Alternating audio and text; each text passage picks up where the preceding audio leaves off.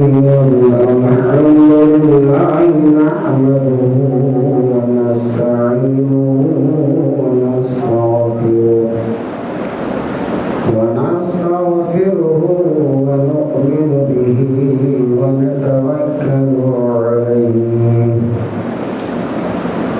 ونعوذ بالله من شرور أنفسنا ومن سيئات أعمالنا من يهده الله فلا مضل له ومن يضلله فلا هادي له ونشهد أن لا إله إلا الله وحده لا شريك له ونشهد أن محمدا عبده ورسوله أما بعد فأعوذ بالله من الشيطان الرجيم بسم الله الرحمن الرحيم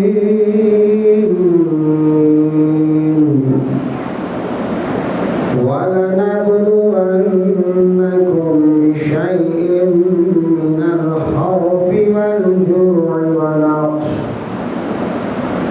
ونقص من الأموال والأنفس والثمرات وبشر الصابرين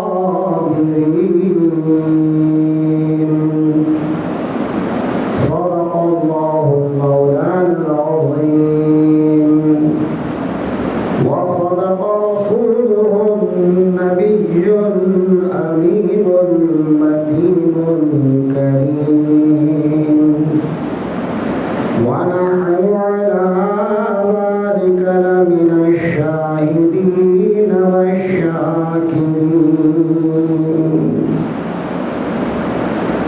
بادئ توحید کے متوالوں شمع رسالت کے پروانوں غوث اعظم کے دیوانوں اولیاء امت کے جانثاروں شہیدان ملت کے وفاداروں آئیے سب سے پہلے آقائے دو عالم نور مجسم نبی معظم شفیع دو عالم شاہ امم حضرت رسول مکرم محمد مصطفیٰ صلی اللہ علیہ وآلہ وسلم کی بارگاہ بے کس پناہ میں انتہائی عقیدت و محبت کے ساتھ درود پاک کا نذرانہ پیش کریں۔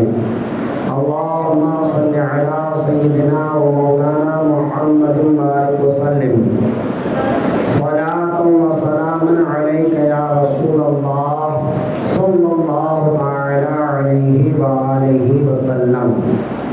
قتل حسین اصل میں مرگ یزید ہے، قتل حسین اصل میں مرگ یزید ہے، اسلام زندہ ہوتا ہے ہر کربلا کے بعد۔ نہ مسجد میں نہ بیت اللہ کی دیواروں کے سائے میں، نہ مسجد میں نہ بیت اللہ کی دیواروں کے سائے میں نماز عشق ادا ہوتی ہے تلواروں کے سائے میں۔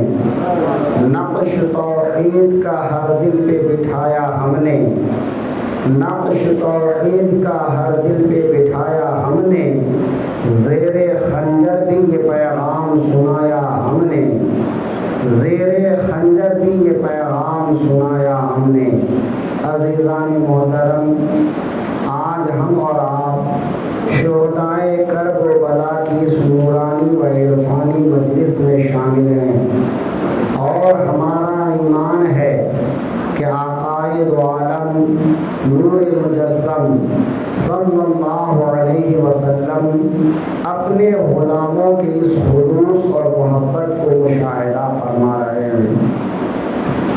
کل جیسا کہ میں نے عرض کیا تھا کہ جب امام حسین رضی اللہ تعالی عنہ امام مسلم کا خط پانے کے بعد رفتہ رفتہ کوفہ کی طرف پہنچنے لگے، یہاں تک کہ راستے میں حضرت امام مسلم کی شہادت کی خبر ملی تو حضرت امام مسلم کے بھائیوں نے جوش بھرے انداز میں کہا کہ اے حسین، اب ہم یہاں سے کسی طرح نہیں لوٹیں گے، یا تو اپنے بھائی مسلم کی شہادت کا انتقام لیں گے یا پھر ان جیسے ہم بھی شہید ہو جائیں گے۔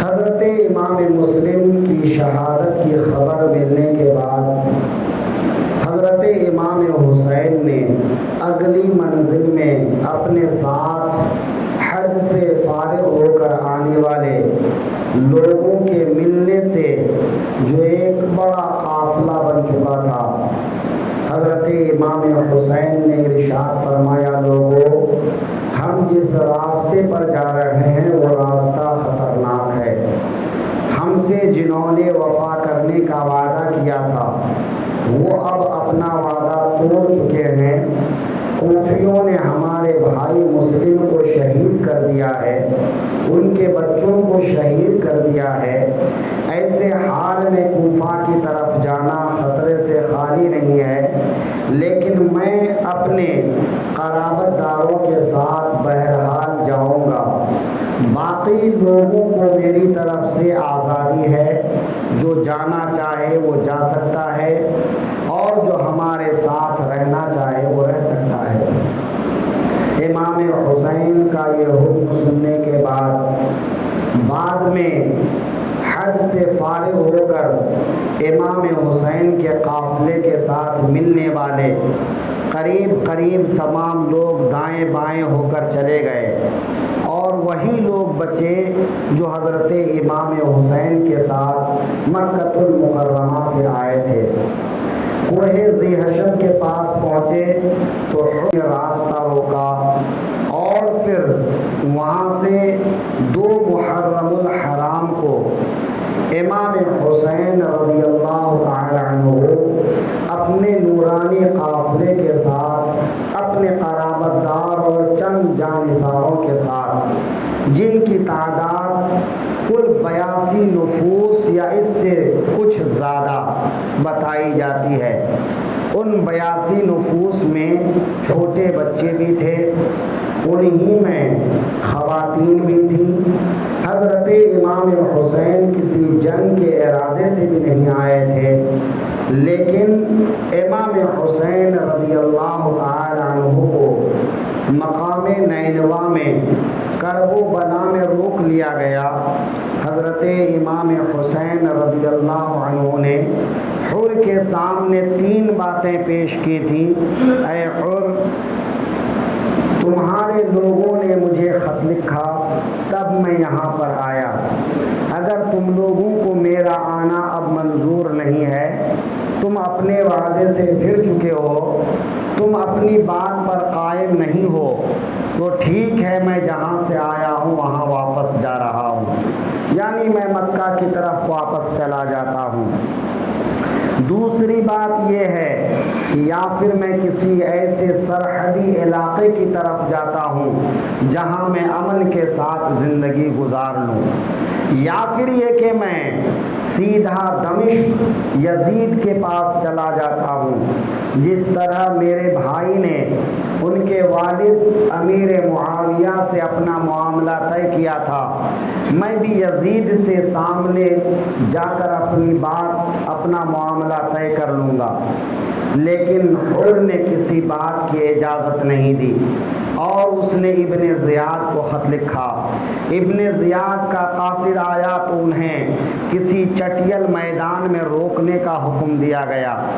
امام حسین کو کربلا کے تپتے ہوئے ریت میں اس ریگستان گورستان میں روک لیا گیا جہاں نہ پانی تھا، نہ کھانے کا انتظام تھا، نہ سائے کا انتظام تھا۔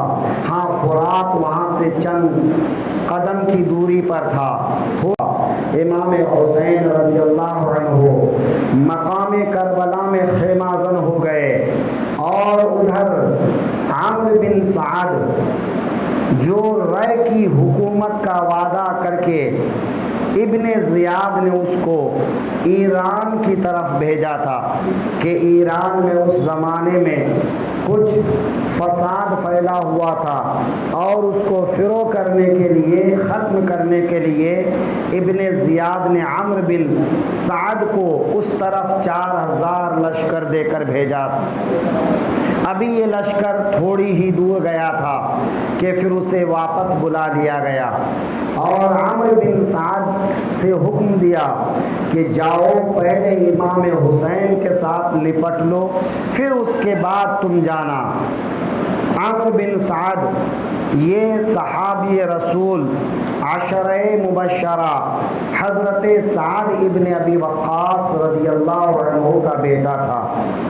یہ اچھی طرح امام حسین کو جانتا تھا، امام حسین کا مرتبہ جانتا تھا، خانوادہ رسول کا مقام و مرتبہ جانتا تھا، اہل بیت کے بارے میں اسے جانکاری تھی، یہ سب کچھ جانتا تھا۔ اس نے کہا اے ابن زیاد مجھے اس کام پر نہ بھیجو، ہاں تم کسی اور کو اس کام کے لیے بھیج دو۔ لیکن ابن زیاد نہیں مانا، اور اس نے عمرو بن سعد پر دباؤ ڈالا کہ یا تو تم حسین کے مقابلے میں لڑنے کے لیے کربلا جاؤ گے، یا پھر رائے کی حکومت سے دستبردار ہو جاؤ گے، پھر تمہیں رائے کی حکومت نہیں دی جائے گی۔ عمرو بن سعد جو دنیا کی دولت کے لیے اندھا ہو چکا تھا، اس نے آل رسول کے مقابلے میں جانا پسند کیا، لیکن دنیا کی حکومت چھوڑنا پسند نہیں کیا۔ رائے ایک سرسبز و شاداب علاقہ تھا، ایک خوشحال علاقہ تھا، جس کا گورنر بن جانا، جس کا حاکم بن جانا دنیاوی منفعت کے لیے بڑا اچھا تھا، لیکن دنیاوی منفعت ایک جگہ امام حسین کے ساتھ جنگ کرنا اپنی آخرت کو تباہ کرنا تھا، اپنی آخرت کو برباد کرنا تھا، اپنے لیے قیامت تک کے لیے بدنامی کا سامان کرنا تھا۔ حضرت امام حسین کے مقابلے میں پہلے 4000 کا لشکر لے کر عمرو بن سعد آیا، پھر اس کے بعد وقفے وقفے سے ابن زیاد فوج بھیجتا رہا، یہاں تک کہ ابن سعد کے کمان میں 22000 کی فوج آ گئی۔ ذرا غور کیجئے کہ اہل بیت میں 82 لوگ تھے، اور 82 لوگ میں عورتیں بھی تھیں، بچے بھی تھے، وہ لڑنے کے ارادے سے بھی نہیں آئے تھے، لڑائی کا سامان بھی نہیں لے کر آئے تھے۔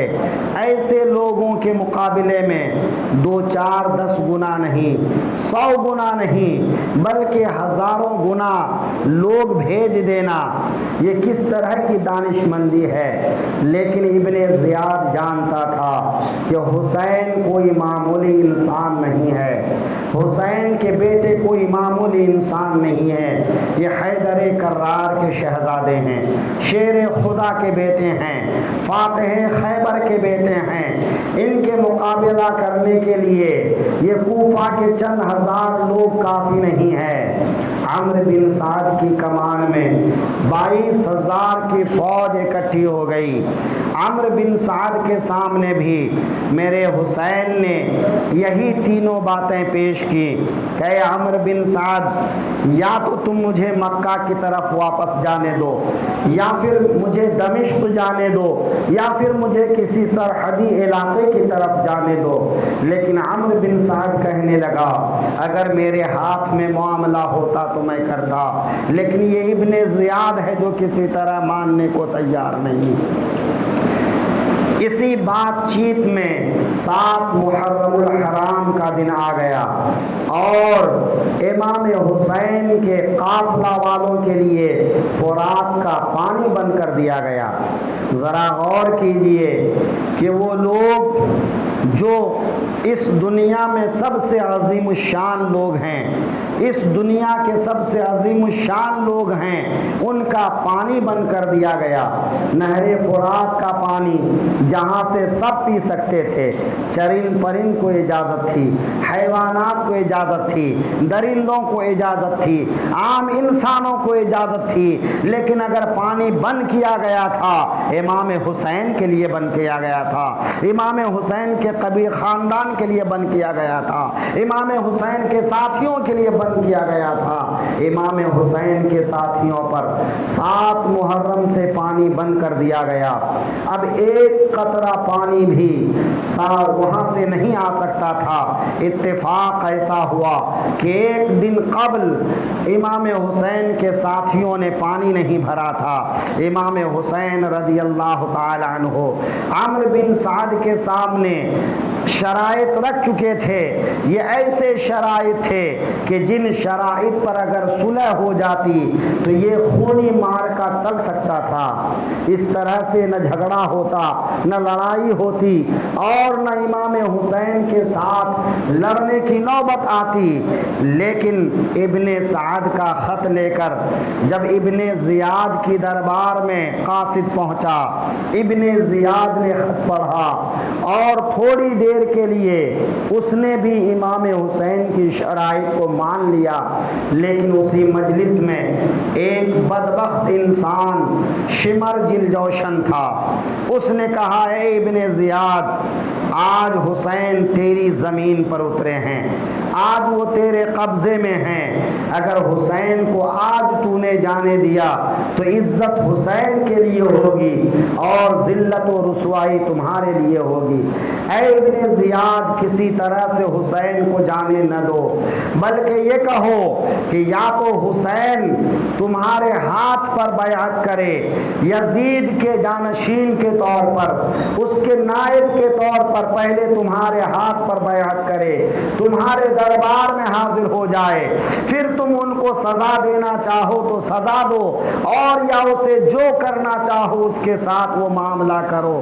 شمر ذوالجوشن کا بیان سننے کے بعد ابن زیاد بھی بھڑک گیا اور اس نے خط لکھا اور عمرو بن سعد سے کہا کہ یا تو تم امام حسین کا سر لے کر میرے پاس آؤ یا پھر شمر ذوالجوشن کو لشکر کی کمان دے دو۔ اللہ اکبر! امام حسین رضی اللہ عنہ نے جو صلح کے شرائط پیش کیے تھے وہ انتہائی نرم شرائط تھے، وہ انتہائی خوبی کے ساتھ اس جنگ کو ٹالا جا سکتا تھا، لیکن اس بدبخت شمر نے ایسی آگ بھڑکایا کہ ابن زیاد بھی اس کے نرغے میں آ گیا اور یہ کہہ دیا کہ اے شمر، جاؤ عمرو بن سعد سے کہو اگر وہ لڑنے کے لیے تیار ہے تو ٹھیک ہے، اور اگر وہ لڑنے کے لیے تیار نہ ہو تو لشکر کی کمان اپنے ہاتھ میں لینا اور اس کا مارکے کو انجام تک پہنچانا، اور پہلے عمرو بن سعد کا سر کاٹ کر میرے پاس میں بھیج دینا۔ اللہ اکبر! شمر ذوالجوشن کربلا پہنچا اور ابن زیاد کا خط پڑھ کر سنایا۔ عمرو بن سعد نے کہا، اے بدبخت، یقیناً ابن زیاد کو تو نے ہی بھڑکایا ہوگا، تو نے ہی ورغلایا ہوگا، ورنہ میری باتیں مان لیتا۔ شمر ذوالجوشن نے کہا، یہ باتیں چھوڑو، اب تم بتاؤ کہ کیا تم لشکر کی کمان مجھے دو گے یا حسین پر حملہ کرو گے؟ یہ 9 محرم الحرام شام کے وقت کی بات ہے۔ شمر ذوالجوشن کہتا ہے کہ یا تو لشکر کی کمان مجھے دے دو یا پھر تم لڑنے کے لیے تیار ہو جاؤ۔ عمرو بن سعد جو رائے کی حکومت کی لالچ میں، جو دنیا کی حکومت کی لالچ میں امام حسین کے مقابلے میں آ کر کھڑا تھا، وہ کب لشکر کی کمان دوسرے کو دیتا؟ اس نے لشکر کو حکم دیا، امام حسین کے قافلے پر حملہ کرنے کا حکم حکم دیا، شور شرابہ ہونے لگی۔ امام حسین رضی اللہ عنہ اپنے خیمے کے دروازے پر امام حسین گھٹنوں پہ سر رکھ کر، امام حسین تلوار ہاتھ میں لے کر آرام فرما رہے تھے۔ اتنے میں آنکھ لگی تو امام حسین رضی اللہ عنہ نے خواب دیکھا۔ آقا کریم صلی اللہ علیہ وسلم نے ارشاد فرمایا، اے بیٹا حسین، ان قریب تم ہمارے پاس آنے والے ہو، کل تم ہمارے پاس آ جاؤ گے، کل تمہاری شہادت ہو جائے گی۔ حضرت امام حسین رضی اللہ عنہ نے آقا کریم کی زبان سے جب اس بات کو سنا تو آپ نے انا للہ و انا الیہ راجعون پڑھا۔ حضرت زینب نے پوچھا، بھائی کیا بات ہے؟ تو حضرت امام حسین نے فرمایا، اے زینب، ابھی ابھی میری آنکھ لگ گئی تھی، میں نے آقائے دو عالم کو خواب میں دیکھا۔ آقائے دو عالم نے فرمایا، کل ہماری شہادت ہے، اے زینب کل ہماری شہادت ہو جائے گی، جوان شہید ہو جائیں گے، بوڑھے شہید ہو جائیں گے، خواتین بیوہ ہو جائیں گی، بچے یتیم ہو جائیں گے، لیکن اے زینب یاد رکھنا، جہاں سے میرا امتحان ختم ہوگا وہاں سے تیرا امتحان شروع ہوگا۔ ان یتیموں کا خیال رکھنا تیرا کام ہوگا، بیواؤں کا خیال رکھنا تیرا کام ہوگا۔ اے زینب، تو فاطمہ زہرا کی بیٹی ہے، صبر و شکر کا دامن نہیں چھوڑنا، خواتین کو رونے بلکنے نہیں دینا، انہیں کپڑے پھاڑنے نہیں دینا، انہیں آہوزاری کرنے نہیں دینا۔ اے زینب، اس لٹے پٹے قافلے کو کربلا سے جہاں جہاں گزرنا پڑے پھر مدینۃ الرسول لے کر جانا۔ اللہ اکبر کبیرہ۔ حضرت زینب رو کر پوچھنے لگی، بھائی کیا واقعی ایسا ہونے والا ہے؟ حضرت امام حسین نے شور شرابے کی آواز سنی تو آپ نے پوچھا، یہ شور کیسی ہے، یہ آوازیں کیسی ہیں؟ تو لوگوں نے بتایا، اے حسین، ابن عمرو بن سعد نے ہمارے اوپر حملہ کرنے کا حکم دیا ہے، عمرو بن سعد کا لشکر حملہ کے لیے آ رہا ہے، یہ اسی لشکر کی آواز ہے۔ امام حسین حضرت عباس بن علی سے فرماتے ہیں، جاؤ عمرو بن سعد سے کہو کہ مجھے ایک رات کی مہلت دے دے، ویسے بھی شام ہو چکی ہے، رات کو کوئی لشکر لڑتا نہیں ہے، اس لیے جا کر کہو کہ آج کی رات ہمیں مہلت دے دے، پھر اس کے بعد وہ جو کرنا چاہے کرے۔ اللہ اکبر۔ حضرت عباس ابن علی نے جا کر حضرت حسین کا پیغام سنا۔ عمرو بن سعد رکنا نہیں چاہتا تھا، لیکن دوسرے لوگوں کے سمجھانے سے وہ رک گیا اور کہا، ٹھیک ہے، آج رات کی مہلت ہے۔ عزیزان محترم، امام حسین رضی اللہ تعالی عنہ رات بھر کی مہلت لینے کے بعد آپ نے رات کو عشاء کی نماز کے بعد اپنے ساتھیوں سے کہا، اے میرے ساتھیوں، تمہیں معلوم ہے کل ہماری شہادت کا دن ہے، کل ہمارے ساتھ یہ 22,000 کا لشکر لڑنے والا ہے۔ اے میرے ساتھیوں، تم نے میرا ساتھ دیا ہے، تم ہمیشہ میرے ساتھ رہے، لیکن آج میں تم سے کہتا ہوں کہ میں تمہاری طرف سے کوئی شکوہ شکایت نہیں کرتا، تم لوگ چلے جاؤ اور یہاں سے دور نکل جاؤ، ان ظالموں کو مجھ سے غرض ہے، ابن زیاد کو مجھ سے غرض ہے، ابن سعد کو مجھ سے غرض ہے، یزید کو مجھ سے غرض ہے، جب یہ مجھے شہید کر دے گا تو پھر وہ کسی کے در پہ نہیں ہوگا، وہ کسی کے پیچھے نہیں پڑے گا، وہ کسی کو کچھ بھی نہیں کہے گا۔ اے میرے ساتھیوں، تم چلے جاؤ۔ اللہ اکبر۔ حضرت امام حسین نے ساتھیوں کو جانے کا کہا، مگر کوئی وہاں سے جانے کے لیے تیار نہیں تھا۔ حضرت امام حسین نے چراغ بجھانے کا حکم دیا اور ارشاد فرمایا، اگر تمہیں روشنی میں جانے میں شرم آتی ہو تو تمہارے لیے میں نے اندھیرا کر دیا ہے۔ خاندان رسول کے ایک ایک چھوٹے بچوں کو گود میں اٹھا لو اور ان بچوں کے بہانے سے چلے جاؤ۔ اگر قیامت کے دن پوچھا جائے گا کہ تم نے حسین کا ساتھ کیوں چھوڑا تھا تو تم کہہ دینا کہ ہم نے حسین کا ساتھ نہیں چھوڑا تھا، بلکہ ایک آل رسول کی زندگی بچانے کے لیے، ایک بچے کو بچانے کے لیے ہم وہاں سے فرار ہوئے تھے۔ امام حسین کے ساتھیوں میں سے کوئی بھی جانے کے لیے تیار نہ تھا۔ چراغ روشن کرنے کا حکم دیا۔ امام حسین کے ساتھیوں نے کہا اے حسین، آج اگر ہم نے آپ کو میدان کربلا میں تنہا چھوڑا تو بروز محشر فاطمہ زہرا کے سامنے ہمارا کیا حشر ہوگا؟ ہم فاطمہ زہرا کو کیا منہ دکھائیں گے کہ اے لوگو، تم نے حسین ابن علی کو کربلا میں تنہا چھوڑ دیا تھا، تم نے فاطمہ کے لال کو تنہا چھوڑ دیا تھا، تم نے فاطمہ کے دلارے کو تنہا چھوڑ دیا تھا، تم نے علی کے بیٹے کو تنہا چھوڑ دیا تھا، تم نے نواسے رسول کو اکیلے چھوڑ دیا تھا۔ اگر رسول اللہ نے پوچھا تو ہمارا کیا جواب ہوگا؟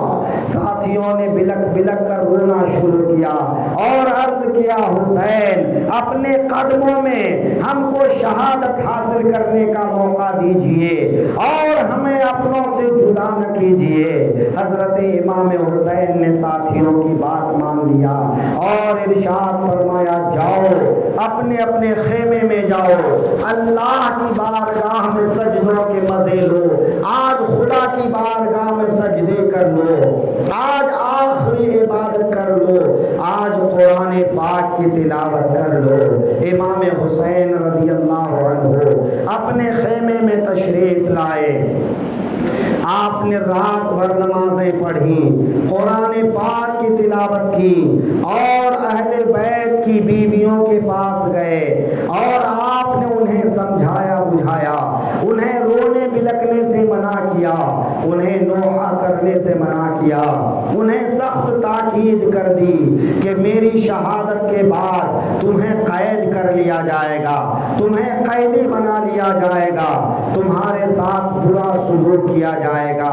ایسے وقت تم میں سے کوئی بھی ہمت نہ ہارے، تم سب فاطمہ زہرا کی بہو ہو، تم علی کی بہویں ہو، اے میری بیویوں، تم ایک دوسرے کا ساتھ دینا اور اس قافلے کو مدینے تک لے جانا۔ حضرت امام حسین رضی اللہ عنہ حضرت زینب کے پاس پہنچتے ہیں اور حضرت زینب سے کہتے ہیں اے زینب، میرے بعد تم ہی ہو جو سالار قافلہ کی حیثیت سے، اس قافلہ کے نگہبان کی حیثیت سے اس لٹے پٹے قافلے کو مدینے تک لے جانے کی ذمہ داری تمہاری ہے۔ اے زینب، جب مدینہ جانا تو اپنے آنکھوں دیکھا حال آقائے دو جہاں کی بارگاہ میں بیان کرنا اور اپنے نانا کی بارگاہ میں حسین کا آخری سلام کہنا اور کہنا کہ یا رسول اللہ، آپ کے کلمہ پڑھنے والوں نے حسین کے ساتھ کیسا سلوک کیا، انہیں مہمان بنا کر بلایا لیکن انہی کے خون کے پیاسے ہو گئے۔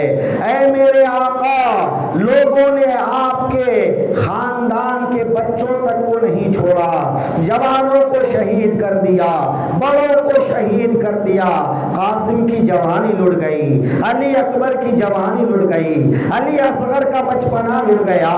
اے میرے آقا دیکھیے تو صحیح، جب یہ قافلہ مدینے سے نکلا تو کیسا تھا اور جب مدینہ پہنچا ہے تو کیسا ہے۔ اللہ اکبر۔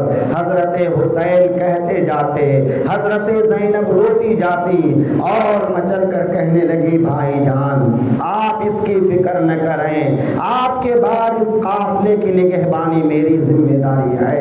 اے میرے حسین، اگر آپ علی ابن ابی طالب کے بیٹے ہیں تو میں بھی فاطمہ زہرا کی بیٹی ہوں، میں بھی شیر خدا کی بیٹی ہوں، میں بھی ہمت و استقلال کے دامن سے پیچھے نہیں ہٹوں گی۔ عزیزان محترم، آقائے دو عالم صلی اللہ علیہ وسلم کے نواسے نے میدان کربلا میں آخری رات گزار لی اور حضرت زینب سلام اللہ علیہا میدان کربلا میں دیکھتے ہیں، میدان کربلا کی طرف آگے بڑھ کر جاتی ہیں تو دیکھتی ہیں کہ کوئی ہیں جو میدان کربلا سے کنکریاں چن رہے ہیں، پتھروں کو چن رہے ہیں، سنگریزوں کو چن رہے ہیں۔ آواز دیا کون ہو اور کیا کر رہے ہو؟ ادھر سے آواز آئی کہ میں فاطمہ بنت محمد ہوں، میں فاطمہ بنت محمد ہوں، میں رسول اللہ کی بیٹی ہوں، میں میدان کربلا سے کنکریوں کو اس لیے چن رہی ہوں کہ کل ان کنکریوں پر جب میرے قاسم کی جوانی لٹ رہی ہوگی تو ان کنکریوں سے قاسم کے جسم کو تکلیف نہ پہنچے، علی اکبر جب اس زمین پہ آ رہے ہوں گے تو ان کنکریوں سے تکلیف نہ پہنچے، جب میرا شہزادہ حسین زمین پر آئے تو یہ سنگریزے انہیں تکلیف نہ دینے لگے۔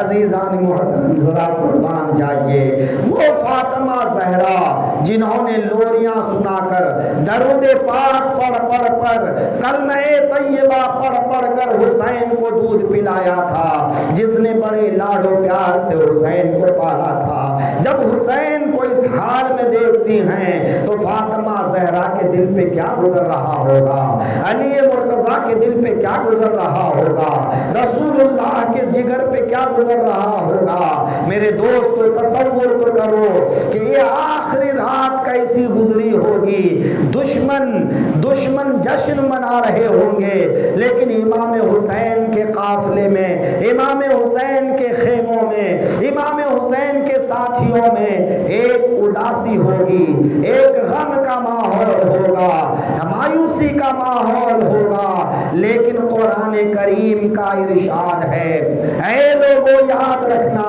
وَلَا تَقُولُوا لِمَنْ يُقْتَلُ فِي سَبِيلِ اللَّهِ أَمْوَاتٌ، جو اللہ کی راہ میں شہید کر دیے جاتے ہیں انہیں مردہ نہ کہو، بل احیاء ولکن لا تشعرون، بلکہ وہ زندہ ہیں مگر تمہیں انہیں زندگی کا شعور نہیں۔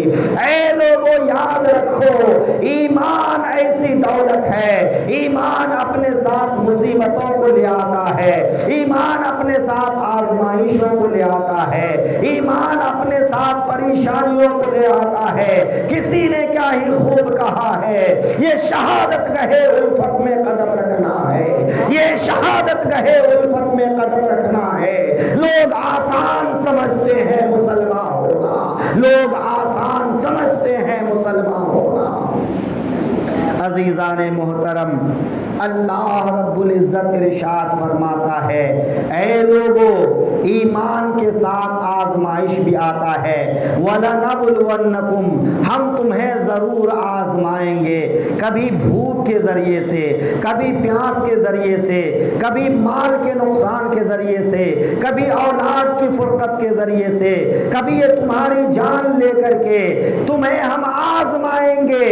ایسی آزمائش کی گھڑی آ جائے تو انسان مایوس نہیں ہوتا ہے، مسلمان مایوس نہیں ہوتا ہے، بلکہ اللہ رب العزت کی بارگاہ میں سجدہ ریز ہو جاتا ہے اور اپنے رب کی بارگاہ میں عرض کرتا ہے کہ اے پروردگار عالم، تو ہی سب سے اعلیٰ اور بالا ہے، سبحان ربی العالی، سبحان ربی العالی۔ میرا رب ارشاد فرماتا ہے، یا ایھا الذین آمنوا استعینوا بالصبر والصلاۃ، اے ایمان والو جب مصیبت کی گھڑی آ جائے تو مصیبت کی گھڑی میں صبر و نماز سے مدد طلب کرو، نماز پڑھو تمہارے دلوں کو قرار آ جائے گا، صبر کرو تمہارے دلوں کو قرار آ جائے گا۔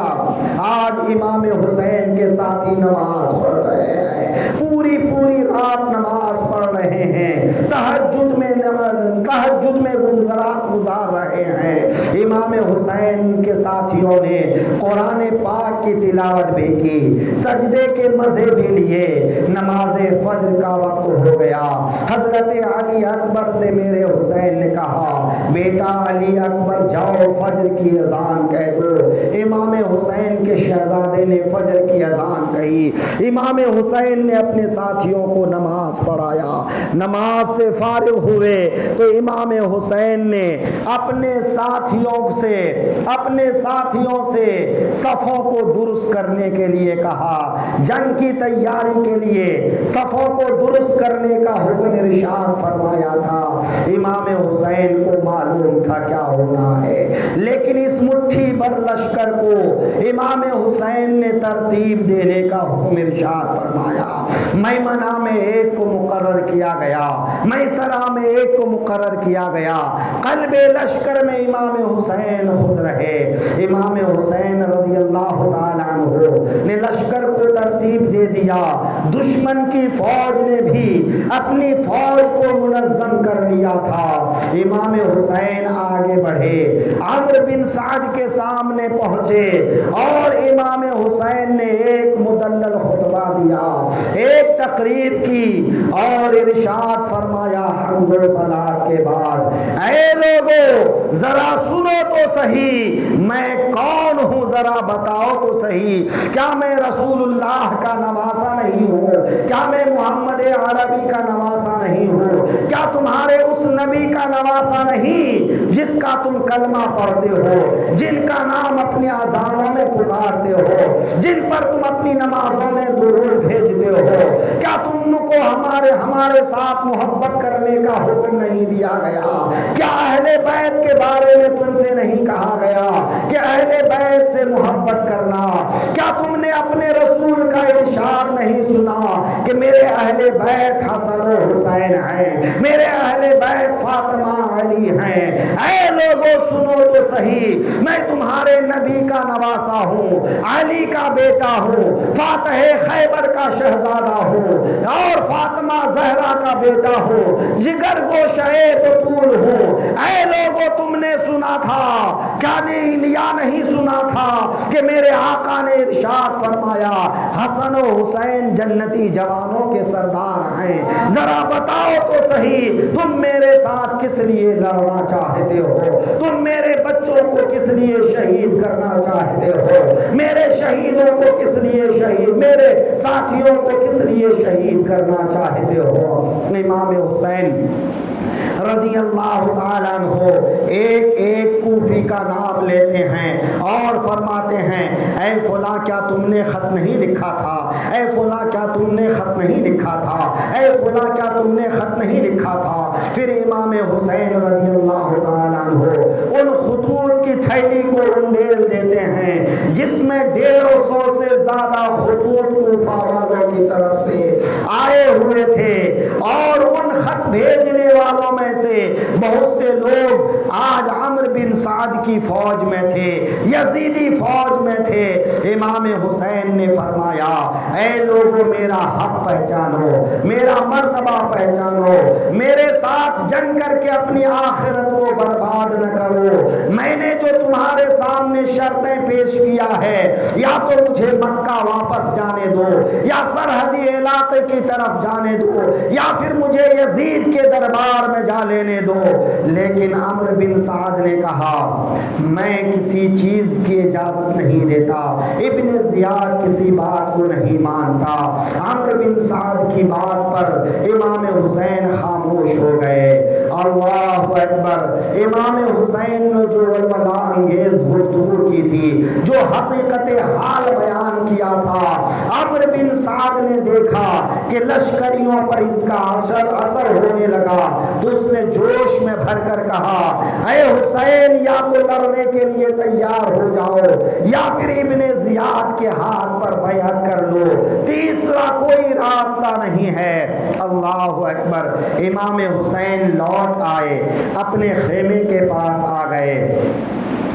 ادھر حر بن یزید تمیمی جو کوہ ذی حشم کے پاس امام حسین کو روکا تھا، جو امام حسین کو اپنے ساتھ کربلا تک لایا تھا، امام حسین کو کہیں جانے نہیں دیا تھا، اب اس کا حال برا ہو رہا ہے۔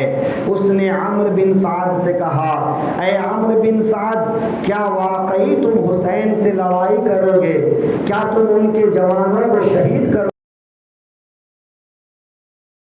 عمرو بن سعد نے کہا، ہاں، ابن زیاد کا یہی حکم ہے، یزید کا یہی حکم ہے، میں اس کے حکم کو بجا لاؤں گا۔ اب حضرت حر کی حالت بگڑنے لگی، اس کے بدن میں کپ کپی طاری ہو گئی، وہ پریشان حال نظر آنے لگا۔ اس کے قبیلے کے ایک آدمی نے پوچھا، اے حر، آج تمہاری یہ حالت کیوں ہے؟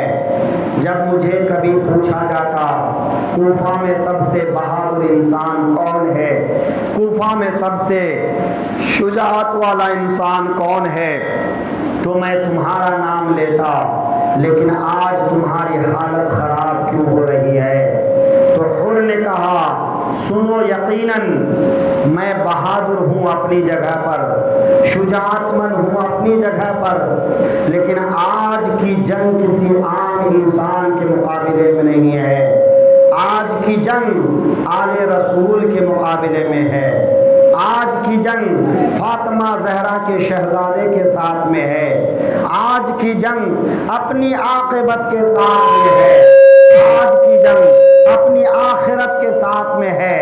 اے سنو سنو، حسین ابن علی کے ساتھ جنگ کرنے کا مطلب یہ ہے کہ اپنے آپ کو برباد کرنا ہے، اپنی آخرت کو برباد کرنا ہے، رسول پاک کو ناراض کرنا ہے، فاطمہ زہرا کو ناراض کرنا ہے، علی مرتضیٰ کو ناراض کرنا ہے، اور جو علی مرتضیٰ کو ناراض کرے، جو فاطمہ زہرا کو ناراض کرے، جو علی مرتضیٰ کو ناراض کرے، جو رسول اللہ کو ناراض کرے، اس کا ٹھکانہ جہنم ہے۔ آج کی لڑائی جہنم اور جنت کے درمیان ہے، میرے ایک طرف جنت ہے اور دوسری طرف جہنم ہے، ایک طرف جنت کی نعمتیں ہیں، دوسری طرف جہنم کی آگ ہے۔ میں جہنم کو اختیار نہیں کرتا، بلکہ جہنم کو چھوڑ کر جنت کی طرف جا رہا ہوں۔ حر نے اپنے گھوڑے کو ایر لگایا اور امام حسین کی بارگاہ میں پہنچ گئے، امام حسین کی خدمت میں جا کر عرض کرنے لگے، اے حسین، آپ کریم ابن کریم ہے، معاف کرنا آپ کے گھرانے کی عادت ہے، اے حسین، کیا میرا گناہ معاف ہو جائے گا، میرا قصور معاف ہو جائے گا؟ میں ہی وہ بدبخت انسان ہوں جس نے آپ کو یہاں پر روکنے پر مجبور کر دیا، جس نے آپ کو یہاں تک پہنچایا، جو کسی طرف جانے نہیں دیا۔ اے حسین، میں نادم ہوں، میں شرمندہ ہوں، میں اپنے آپ سے بھی شرمندہ ہوں، اپنے کردار سے، اپنے عمل سے شرمندہ ہوں۔ اے حسین، کیا آپ مجھے معاف کر دیں گے؟ کیا اللہ رسول کی بارگاہ میں مجھے معافی مل سکتی ہے؟ حضرت امام حسین رضی اللہ عنہ حضرت حر سے فرماتے ہیں، اے حر، میں نے تمہیں معاف کیا، اور یاد رکھو تمہاری ماں نے تمہارا نام حر رکھا ہے، اور حر کا معنی آزاد ہونا ہے، اور حسین گواہ ہے، حسین یہ کہتا ہے کہ تو جہنم سے آزاد ہے، تو آگے دوزخ سے آزاد ہے۔ ذرا دیکھیے تو صحیح، میرے حسین صرف معاف ہی نہیں فرماتے ہیں بلکہ جہنم سے آزادی کی سرٹیفکیٹ بھی دیتے ہیں، جہنم سے آزادی بھی دلاتے ہیں۔ اللہ اکبر! اسی لیے میرے حسین رضی اللہ عنہ مالک جنت کے شہزادے ہیں، مالک کونین کے شہزادے ہیں، جن کے در سے جنت بڑھتی ہے، جن کے در سے جنت کی نعمتوں سے لوگوں کو مالا مال کیا جاتا ہے۔ حضرت امام حسین ابھی خاموش تھے کہ حضرت امام حسین نے رات کے وقت اپنے ساتھیوں سے کہا تھا کہ اپنے خیمے کے اطراف میں ایک خندق کھود دو، اس میں لکڑیاں جمع کر دو تاکہ لڑائی کے وقت ان لکڑیوں میں آگ لگا دی جائے، تاکہ کوئی دشمن پیچھے سے حملہ نہ کر سکے۔ ہم آگے کی طرف دشمن سے مقابلہ کر رہے ہوں تو کوئی پیچھے سے حملہ نہ کر سکے، اس لیے خیموں کے پیچھے آگ لگا دی گئی۔ اور جب اس آگ کو ایک بدبخت کوفی نے دیکھا تو اس نے آگے بڑھ کر کہا، اے حسین، تو نے دوزخ کی آگ سے پہلے دنیا میں آگ جلا لی ہے۔ اللہ اکبر! اتنا کہنا تھا کہ امام حسین کو بہت برا لگا۔ آپ نے فرمایا، اے بدبخت، کیا تو یہ کہتا ہے کہ حسین جہنمی ہے، حسین جہنم میں جائے گا؟ کیا تو نے میرے آقا کا ارشاد نہیں سنا کہ میں جنتی جوانوں کا سردار ہوں؟ تو جنتی جوانوں کا سردار جو ہوگا وہ جہنم میں کیسے جائے گا؟ وہ دوزخ کی آگ میں کیسے جائے گا؟ ایک شخص نے حضرت امام حسین سے کہا، اے حسین، اگر اجازت ہو تو اس کے منہ پر تیر ماروں، اس بدبخت کی زبان تباہ برباد کر دوں۔ حضرت امام حسین نے تیر مارنے کی اجازت تو نہیں دی، لیکن اپنے ہاتھ رب العزت کی بارگاہ میں اٹھائے اور دعا کیا، الہ العالمین، تو حسین کو جانتا ہے حسین کس بے بسی کے عالم میں ہے، کس بے کسی کے عالم میں ہے۔ تیرے محبوب کے نواسے کو آگ کا تانا دیا جا رہا ہے۔ اے پروردگار عالم، اس بدبخت کو جہنم کی آگ سے پہلے دنیا کی آگ میں ڈال دے، دنیا میں ہی آگ کی سزا دے۔ وہ بدبخت ابھی کھڑا تھا کہ اتنے میں اس کے گھوڑے کی ٹانگ زمین کے اندر دھس گئی اور گھوڑا اچھلا، وہ گھوڑے سے نیچے آیا اور اس کا ایک پیر گھوڑے کی رکاب میں پھنس گیا۔ گھوڑا دوڑنے لگا اور دوڑتے دوڑتے خندق میں لے جا کر اسے گرا دیا اور اس جہنمی کو جہنم کی آگ سے پہلے اللہ نے دنیا کی آگ میں جلا کر خاکستر کر دیا۔ سَيَعْلَمُ الَّذِينَ ظَلَمُوا أَيَّ مُنْقَلِبٍ يَنْقَلِبُونَ۔ اللہ فرماتا ہے ظالم ان قریب جان لیں گے کہ ان کا ٹھکانہ کیا ہونے والا ہے، ان کے ساتھ کیا پیش آنے والا ہے۔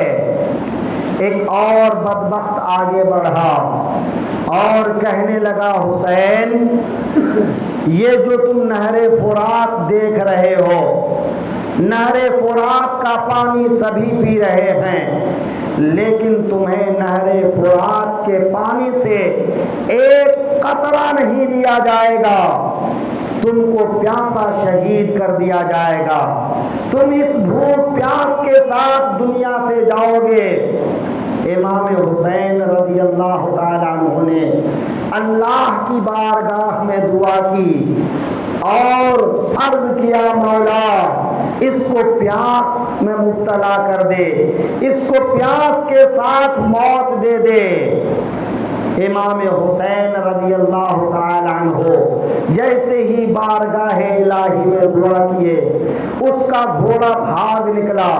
وہ اپنے گھوڑے کو پکڑنے کے لیے گھوڑے کے پیچھے بھاگنے لگا اور بھاگتے بھاگتے وہ اسے پیاس میں ایسا مبتلا ہوا کہ وہ العطش العطش پکارنے لگا، اور جب اس کے منہ کے قریب پانی لے جایا جانے لگا تو وہ پانی کا قطرہ بھی نہیں پی سکتا تھا۔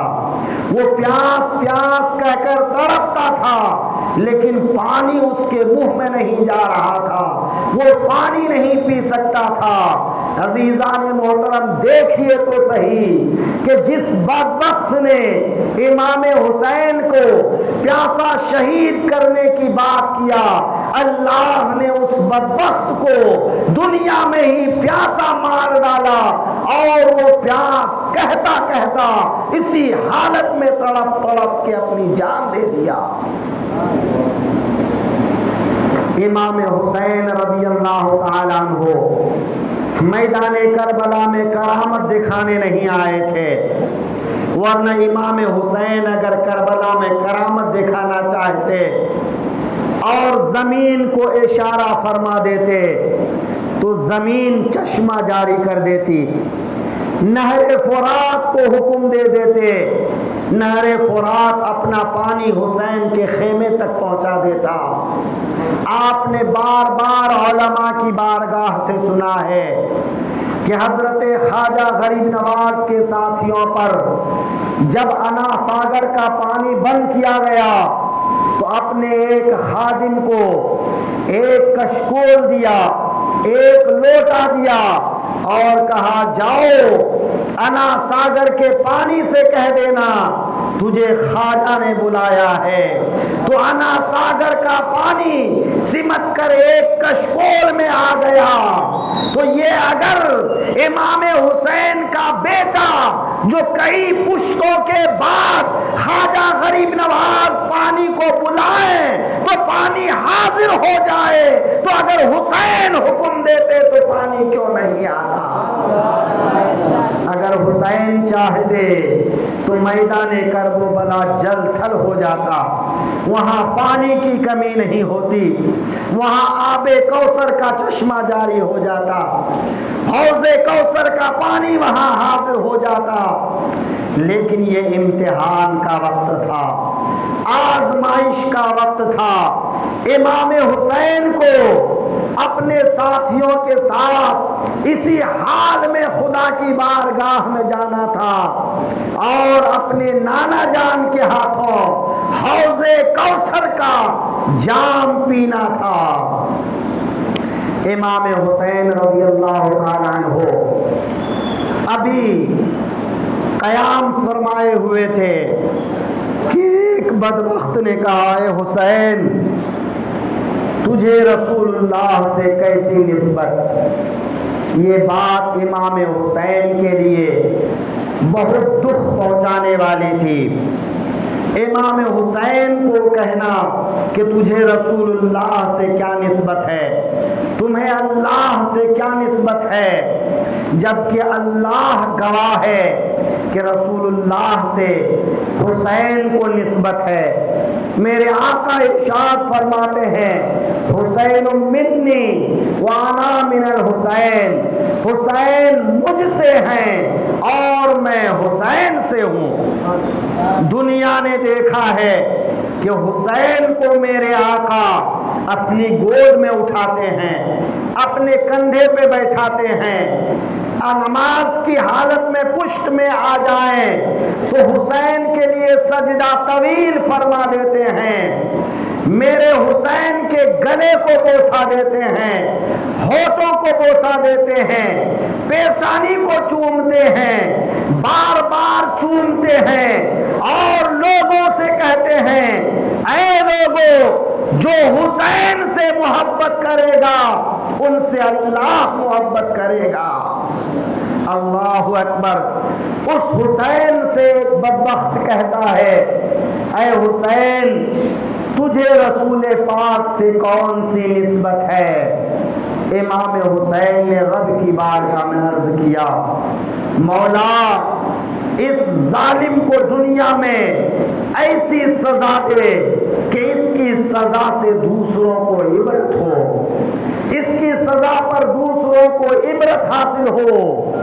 وہ بدبخت ابھی کھڑا تھا کہ اسے پاخانہ محسوس ہونے لگا، پیٹ میں گرانی محسوس ہونے لگی اور وہ لشکر سے باہر پاخانہ پھرنے کے لیے گیا۔ اسی حالت میں ایک کالے رنگ کے بچھو نے اس کے مقعد میں ڈنک مارا، پاخانے کے راستے میں ڈنک مارا اور وہ تڑپتا چلاتا برہنہ حالت میں، نجاست کی حالت میں اپنے لشکر کے سامنے تڑپتا رہا اور تڑپ تڑپ کر وہیں جہنم پہنچ گیا۔ ان چند واقعات سے امام حسین رضی اللہ تعالی عنہ ان پتھر دل کوفیوں کو سمجھانا چاہتے تھے کہ اے ظالموں اگر میری بات سے تم کو تمہارا دل نہیں پگھلتا ہے، تم پر اثر نہیں کرتی ہے، اگر میری بات اثر نہیں کرتی تو ذرا دیکھو تو صحیح، یہ حسین کا ہاتھ ہے۔ جب رب کی بارگاہ میں اٹھتا ہے تو رب تعالی آن کی آن میں حسین کے ساتھ بے ادبی کرنے والوں کو، حسین کے ساتھ گستاخی کرنے والوں کو، حسین کو برا بھلا کہنے والوں کو کس طرح کے عذاب میں پکڑ لیتا ہے۔ ان واقعات کو دیکھو اور سمجھو، جو حسین آج اتنا مقبول ہے کہ وہ رب سے دعا مانگے تو رب فوراً قبول فرماتا ہے، پھر تم اس حسین سے کیسے لڑنے کے لیے آ گئے ہو؟ اس حسین سے مقابلہ کیسے کرنا چاہتے ہو؟ اس حسین کے خون کے پیاسے کیوں ہو گئے ہو؟ لیکن کہتے ہیں پھول کی پتی سے کٹ سکتا ہے ہیرے کا جگر، پھول کی پتی سے کٹ سکتا ہے ہیرے کا جگر، مرد نادا پر کلام نرم و نازک بے اثر۔ یہ کوفی جو پتھر دل ہو چکے تھے، جن کا دل مر چکا تھا، جن کی ضمیر مر چکی تھی، جن کی حیا ختم ہو گئی تھی، آج امام حسین کے مقابلے میں آ کر انہوں نے رسوائے زمانہ ہونا تھا، قیامت تک انہیں رسوا ہونا تھا، قیامت تک ان کی بے وفائی کا چرچا ہونا تھا۔ عمرو بن سعد نے دیکھا کہ ان واقعات سے لشکریوں میں ایک عجیب سی کیفیت پھیل رہی ہے۔ عمرو بن سعد ڈرنے لگا، کہیں ایسا نہ ہو کہ یہی 22,000 کا لشکر امام حسین کے خیمے کی طرف چلا جائے اور ابن زیاد کو ہلاک کر دے، یہاں تک کہ شام کے تختوں کو تخت و تاراج کر دے، یزید کی تباہی کا سبب بن جائے۔ شمر ذل روشن آگے بڑھا اور کہنے لگا، عمرو کس بات کا انتظار کرتے ہو؟ حسین پر حملہ کرو۔ عمرو بن سعد اپنے غلام زبید سے کہنے لگا، آگے آؤ اور جھنڈا میرے قریب لے آؤ۔ وہ غلام جھنڈا قریب لایا، عمرو بن سعد نے کمان میں تیر لگایا اور لشکریوں کی طرف مخاطب ہوا، کہنے لگا، اے لشکریوں، اے کوفہ والو گواہ رہنا کہ حسین کی طرف پہلا تیر میں نے چلایا ہے، پہلا تیر عمر نے چلایا ہے۔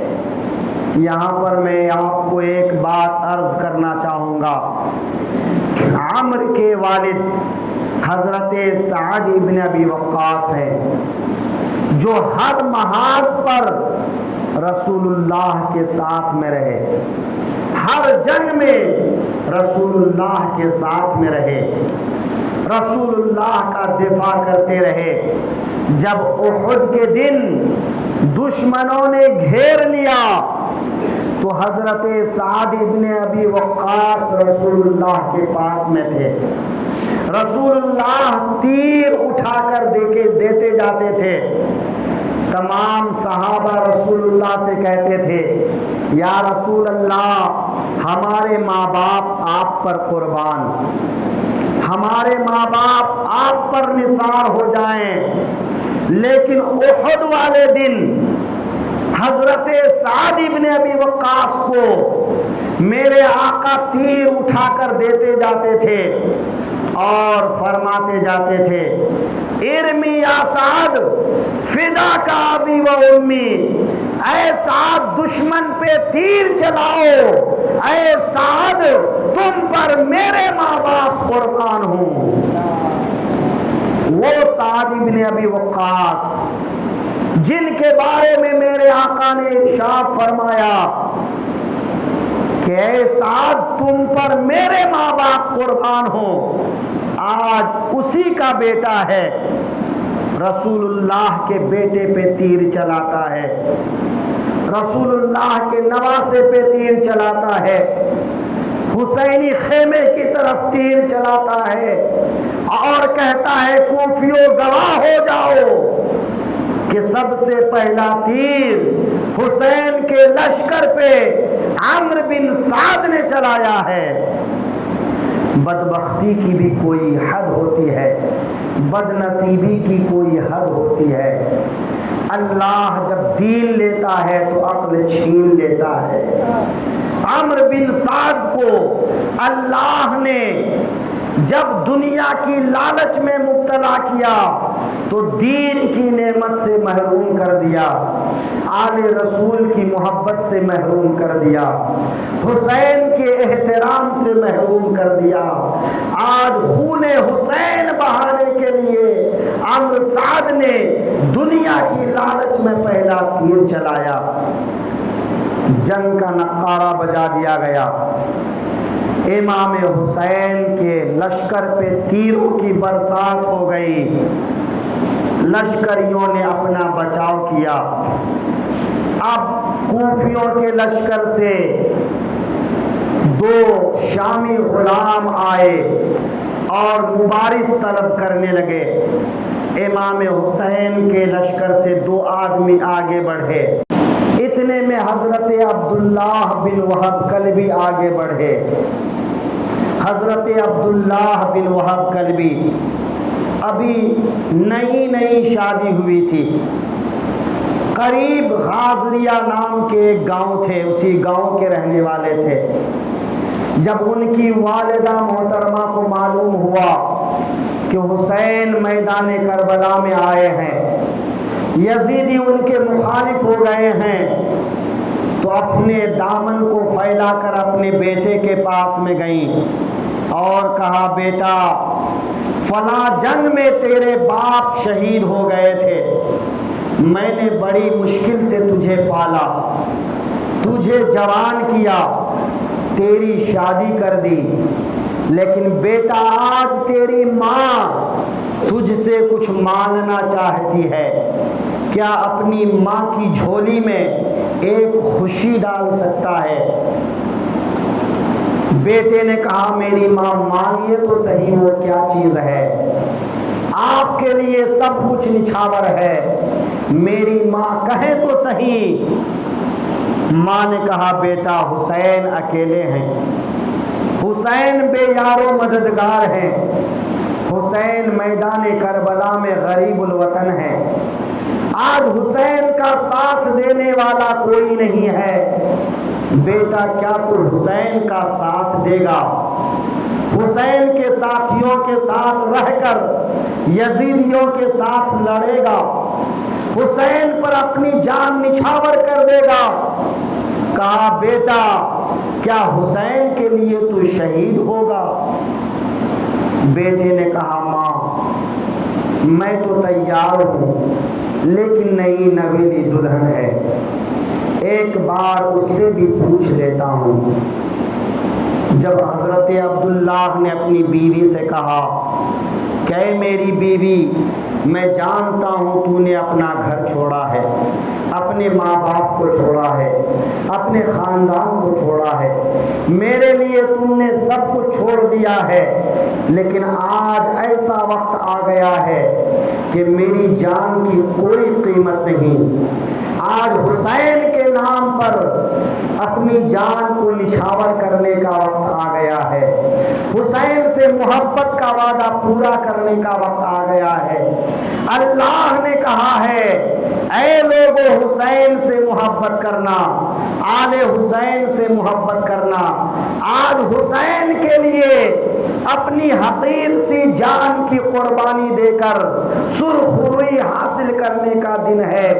اے میری بیوی کیا تم اس بات کے لیے اجازت دے گی؟ بیوی نے کہا اجازت تو دوں گی مگر میری ایک شرط ہے، میری ایک شرط ہے۔ اے میرے شوہر نامدار، جب آپ حسین کے جھنڈے کے نیچے حسین کے ساتھ لڑ کر شہید ہو جائیں گے تو یقیناً آپ جنت میں جائیں گے، شہیدوں کے ساتھ جنت میں ہوں گے۔ کیا آپ مجھ سے وعدہ کرتے ہیں کہ کل قیامت کے دن مجھے اپنے ساتھ لے جائیں گے، جنت میں مجھے اپنے ساتھ لے جائیں گے، میں دنیا میں آپ کی جدائی برداشت کر لوں گی، لیکن کیا جنت میں آپ مجھے اپنے قریب لے لیں گے؟ حضرت عبداللہ کہتے ہیں میری بیوی جنت میں لے جانا میرے بس کی بات نہیں ہے، میرے اختیار میں نہیں ہے، کسی کو جنت دینا نہ دینا میرے اختیار میں نہیں ہے۔ ہاں چلو حسین کی بارگاہ میں چلتے ہیں، جنتی جوانوں کے سردار کی بارگاہ میں چلتے ہیں، جنت جن کی نعمت ہے ان کی بارگاہ میں چلتے ہیں، جنت جن کے نانا کی ملکیت ہے ان کے پاس چلتے ہیں۔ حضرت عبداللہ بن وہب اپنی والدہ کو ساتھ لیتے ہیں، اپنی بیوی کو ساتھ لیتے ہیں، حسین کے پاس پہنچ جاتے ہیں اور بیوی کا سوال دہراتے ہیں، عرض کرتے ہیں اے حسین میں تو نہیں کہہ سکتا لیکن آپ اس بات کی ضمانت لے سکتے ہیں کہ جب میں شہید ہو جاؤں گا تو میری بیوی نے شرط رکھا ہے، یہ مجھے اسی شرط پر آپ کے ساتھ جنگ میں شامل ہونے کی اجازت دینا چاہتی ہے کہ میں وعدہ کروں کہ میں جنت میں اسے اپنے ساتھ لے کر جاؤں گا۔ میرے حسین فرماتے ہیں عبداللہ وعدہ کر لو، اے عبداللہ وعدہ کر لو، جب تو شہیدوں کے ساتھ جنت میں جائے گا تو تیری بیوی بھی جنت میں جائے گی۔ یہ حسین کا وعدہ ہے، یہ حسین کا وعدہ ہے، یہ مالک جنت کے نواسے کا وعدہ ہے۔ حضرت عبداللہ نے اپنی بیوی کو دلاسا دیا، اپنی ماں کو الوداع کہا اور دشمنوں کے مقابلے میں آگے بڑھے، اور آپ نے جا کر ان دونوں سے مقابلہ کیا۔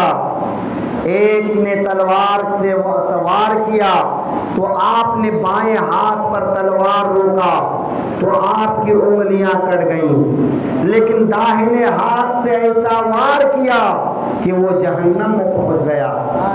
حضرت عبداللہ نے کئی کوفیوں کو جہنم واصل کیا۔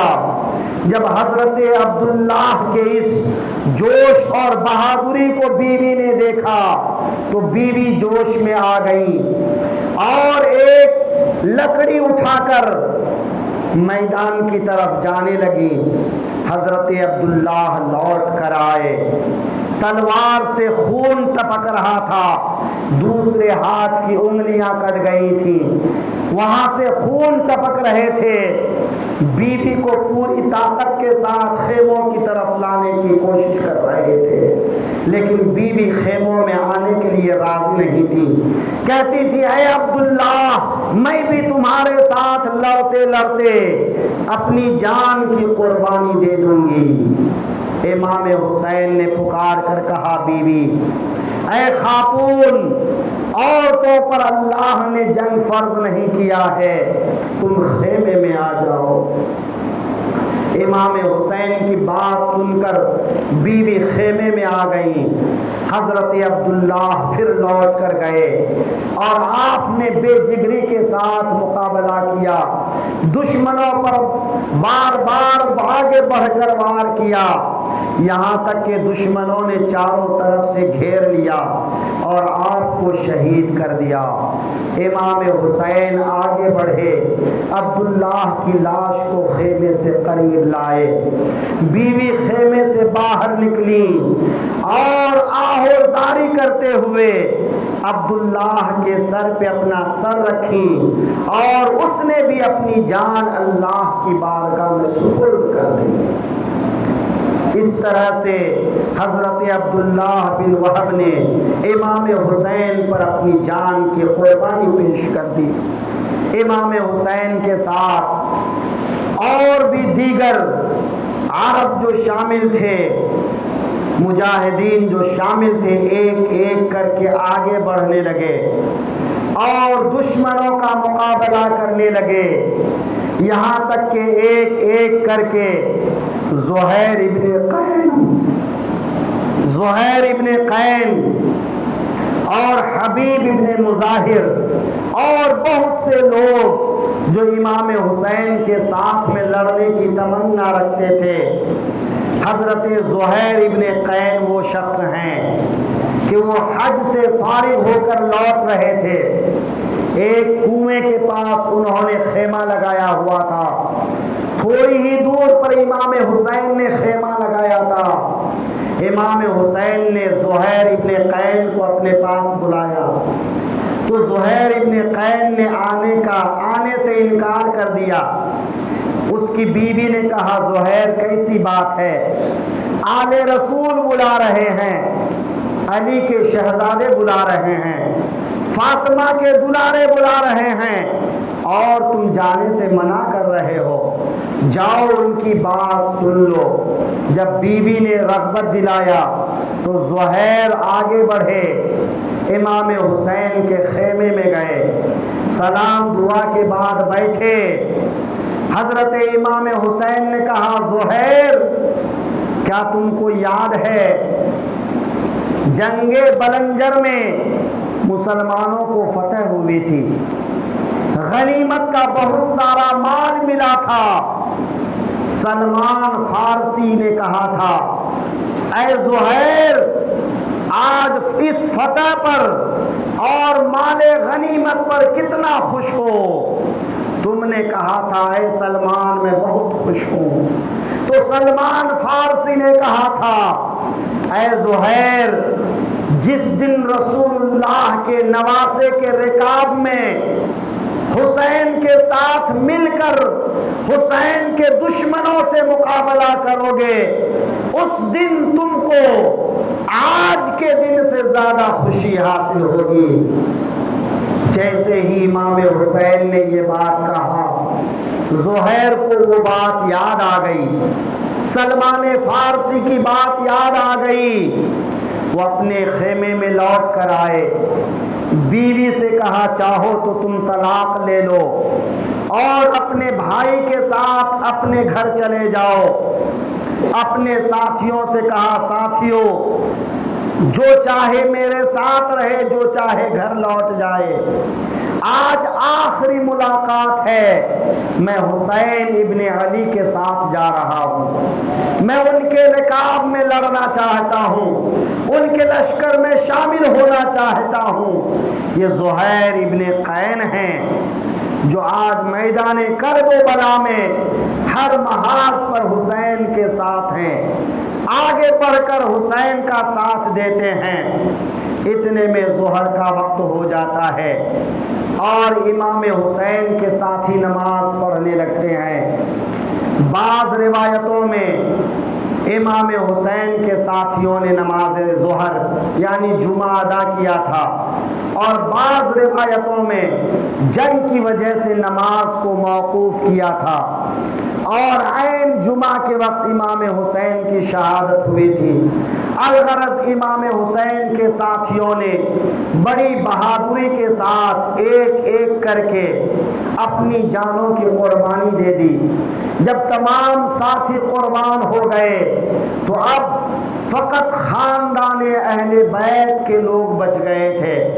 حضرت علی کے بیٹے، حضرت مسلم کے بیٹے، حضرت جعفر کے بیٹے، حضرت حسن کے بیٹے، حضرت حسین کے بیٹے اور حضرت حسین بچ گئے تھے۔ ذرا دیکھیے کہ جب تک حسین کے ساتھیوں میں سے ایک بھی زندہ رہے، کسی بھی بنی ہاشم کو ایک خراش تک نہیں آئی، کسی بنی ہاشم کو ایک تیر تک نہیں آ لگا، تمام بنی ہاشم کی حفاظت کرتے رہے جب تک ایک بھی وفادار زندہ رہا۔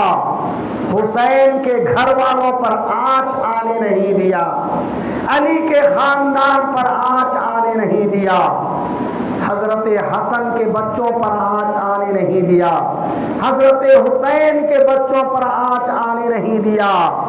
لیکن اب تمام ساتھی شہید ہو چکے تھے، اب باری آئی آل رسول کی، باری آئی علی کے گھر والوں کی، باری آئی حیدر کرار کے بیٹوں کی، باری آئی فاطمہ کے دلاروں کی، باری آئی علی کے شیروں کی، باری آئی جعفر طیار کے پوتوں کی، باری آئی ابو طالب کے پوتوں کی، امام حسین رضی اللہ عنہ کے بھائیوں میں ایک آگے بڑھے اور اجازت طلب کی۔ انشاءاللہ آگے کی گفتگو کل عرض کی